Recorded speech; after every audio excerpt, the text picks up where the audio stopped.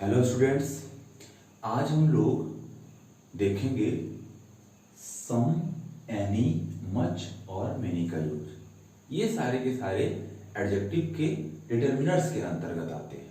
Determiners मतलब निर्धारक, जो कुछ निर्धारित करते हैं, या तो मात्रा को या फिर संख्या को। ध्यान दो, इसमें न तो कितनी मात्रा है यही पता होगा, न तो यही पता होगा कि कितनी संख्या है, यानी कि ये अनिश्चित होते हैं। डिटर्मिनर्स कभी निश्चित नहीं होते, ये क्या होते हैं? अनिश्चित होते हैं। इनसे अनिश्चितता का बोध होता है, इनसे इनडेफिनिट का बोध होता है। तो आइए देख लेते हैं। सबसे पहले हम बात करते हैं सम की। सम का शाब्दिक अर्थ होता है कुछ अथवा थोड़ा। कुछ अथवा थोड़ा। अब ध्यान दीजिए कि कुछ अथवा थोड़े से ना तो यही पता चलता है कि वह कितना है, हाउ मच, और ना ही यही पता चलता है कि उसकी संख्या कितना है, यानी कि हाउ मेनी।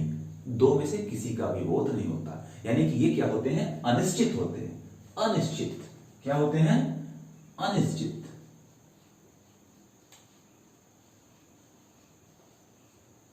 ये निश्चित होते ही नहीं है। अब देखिए क्या कहता है। कहता है कि जो सम होता है, सम is used with uncountable noun और प्लूरल नाउन। ये दो जगह इस्तेमाल होते हैं, इसको बहुत ध्यान समझना है। सम का यूज हम सिर्फ दो ही जगह कर सकते हैं। कहां कहां? एक तो अनकाउंटेबल नाउन होना चाहिए, जो गिना नहीं जा सकता, और जो गिना नहीं जाता वह उसका सिर्फ एक ही फॉर्म होता है, सिंगुलर। और दूसरा क्या कहता है? और प्लूरल नाउन, अथवा ये प्लूरल नाउन के साथ यूज किया जाता है। फिर प्लूरल नाउन का मतलब सिंगुलर नहीं। तो अनकाउंटेबल जो कि हमेशा सिंगुलर होता है वहां पर, और प्लूरल नाउन जो कि गिनने योग्य होता है, मगर ध्यान दें ये होते इंडेफिनिट हैं, अनिश्चित होते हैं। यहां पर ये नहीं पता चलेगा कि 2 है, 10 है, 20 है, 50 है या 100 है, कितना है ना? तो क्या कहता है, जहां पर इसका मीन होता है एन अमाउंट ऑफ, मतलब कुछ या थोड़ा। चाहे वो अनकाउंटेबल के साथ हो, चाहे वो प्लूरल काउंटेबल के साथ हो, इसका शाब्दिक अर्थ क्या होगा? एन अमाउंट ऑफ, है ना? थोड़ा अथवा कुछ। अब आगे क्या कहता है कि when, जब the amount or number is not given, ना तो आपको वहां उसकी मात्रा पता होगी और ना ही उसकी संख्या पता होगी, तो हुआ ना अनिश्चित। बिल्कुल, अर्थात ये अनिश्चितता का बोध कराते हैं। एग्जाम्पल देखिए, कहता है कि there still some wine in the bottle. Bottle में अभी भी सम वाइन, थोड़ी सी शराब है। अब शराब क्या है? जब भी आप वाइन की बात करोगे तो ये क्या है? Uncountable noun.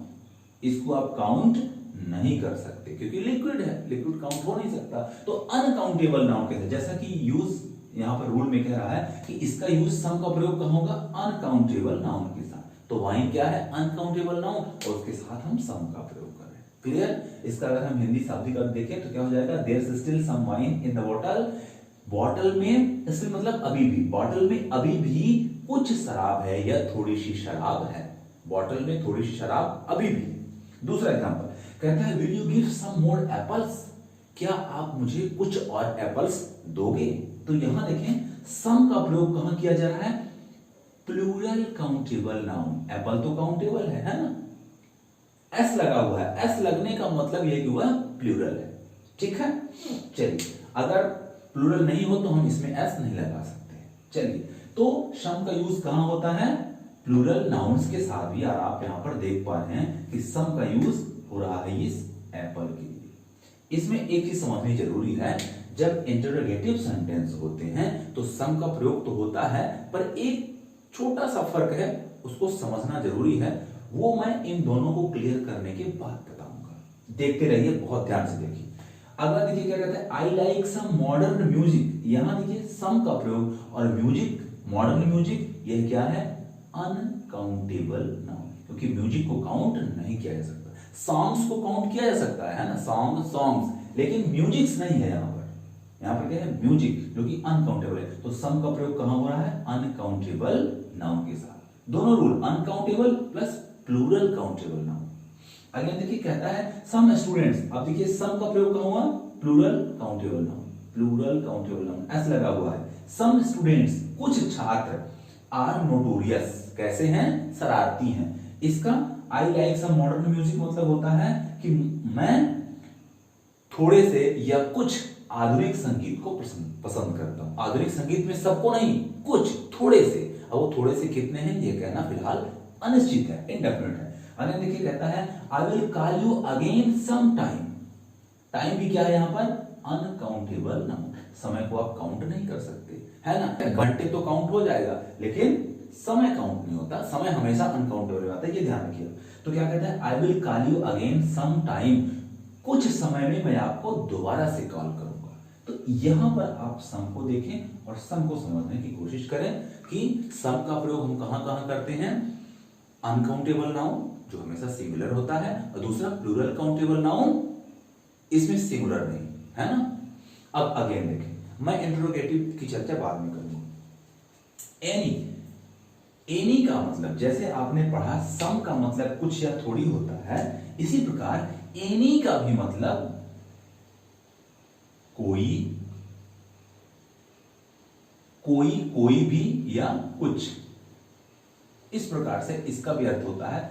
आपको सिर्फ ध्यान इतना रखना है कि जब भी सम का यूज होगा वह हमेशा, इधर ध्यान दो, हमेशा पॉजिटिव सेंस में होगा और एनी का प्रयोग हमेशा नेगेटिव सेंस में होता है ना। इस पे नेगेटिव चार्ज रहता है, इसमें पॉजिटिव चार्ज रहता है।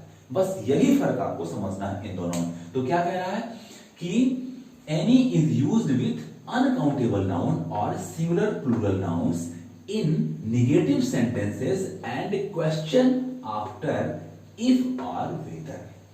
इतनी सी बात को समझना जरूरी है। क्या कह रहा है कि जब भी हम एनी का यूज करेंगे तो एनी का यूज कहां होगा? अनकाउंटेबल नाउन के साथ। जैसे यहां पर ये अनकाउंटेबल नाउन, ऐसे एनी भी अनकाउंटेबल के साथ। ध्यान दिए, काफी सिमिलरिटीज है दोनों में। फिर क्या कहता है? अथवा प्लूरल काउंटेबल, सिंगुलर प्लूरल दोनों के साथ। यह सिर्फ प्लूरल के साथ, सम का प्रयोग सिर्फ प्लूरल के साथ, जबकि एनी का प्रयोग सिंगुलर और प्लूरल दोनों ही काउंटेबल नाउन के साथ। और आगे क्या कहता है? इन नेगेटिव सेंटेंसेस, ऐसे सेंटेंस जो नेगेटिव होंगे। यहां पर नेगेटिव सेंटेंस नहीं है, किसी के साथ ध्यान दें नॉट का प्रयोग नहीं हुआ है, जबकि एनी का प्रयोग कहां होगा? नेगेटिव सेंटेंसेस के साथ होगा। ये मैं आपको बता चुका हूं। और क्या कहता है? एंड क्वेश्चंस, और प्रश्नवाचक वाक्यों में भी आफ्टर इफ और वेदर, इफ या वेदर के बाद, है ना। तो एनी का प्रयोग कहां होगा? अनकाउंटेबल में होगा। अगर वो काउंटेबल है तो सिंगुलर प्लूरल दोनों में होगा। साथ ही साथ क्या कह रहा है? इसका सेंस नेगेटिव होगा। इस चीज को हमें पकड़ना है, ये नेगेटिव सेंस में यूज किया जाएगा। और अगर प्रश्न पूछा जा रहा है तो वो इफ या वेदर के बाद। क्लियर? चलिए आगे हम बात कर लेते हैं। एग्जांपल में कहता है आई डिड नॉट या I didn't eat any meat. Meat क्या है? मांस। मांस काउंटेबल में नहीं आता, है ना, क्योंकि या तो वो वजन में तोला जाएगा या हम उसकी मात्रा को कुछ बोल देंगे, है ना। तो ये गिनने की चीज नहीं है, तो ये क्या है? Uncountable noun. ध्यान दीजिए, उसके पहले क्या लगा हुआ है? एनी। तो रूल क्या कहता है? Any is used with uncountable noun. तो मीट क्या है? अनकाउंटेबल नाउन, और उसके लिए एनी का प्रयोग हो रहा है। मैंने कहा कि ये एडजेक्टिव का पार्ट है जो कि डिटरमिनर्स के अंतर्गत आता है, और एडजेक्टिव क्या होते हैं? नाउन के ठीक पहले आते हैं उसी नाउन के लिए। तो यहाँ एनी मीट, एनी क्या है? हमारा डिटरमिनर है जो कि इस नाउन मीट के लिए आ रहा है, और ये अनकाउंटेबल है।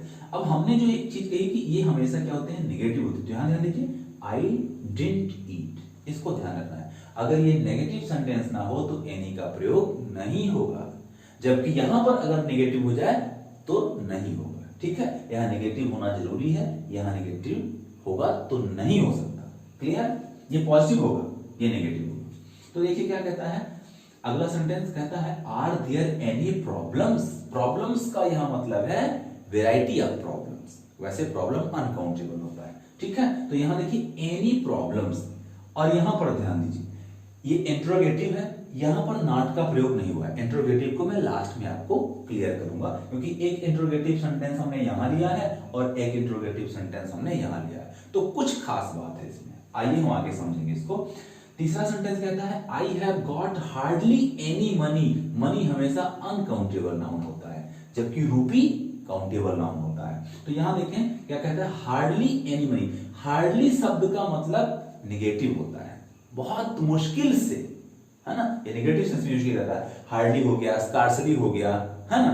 तो अगर कहीं पर हार्डली लिखा हुआ है, स्कार्सली लिखा हुआ है, तो हमेशा वह नेगेटिव सेंस वाला सेंटेंस माना जाता है। तो इसीलिए यहां पर एनी का प्रयोग हुआ है। I have got hardly any money, मुझे बहुत मुश्किल से थोड़ी सी मनी मिली, या कोई भी मनी मिली, बहुत मुश्किल से।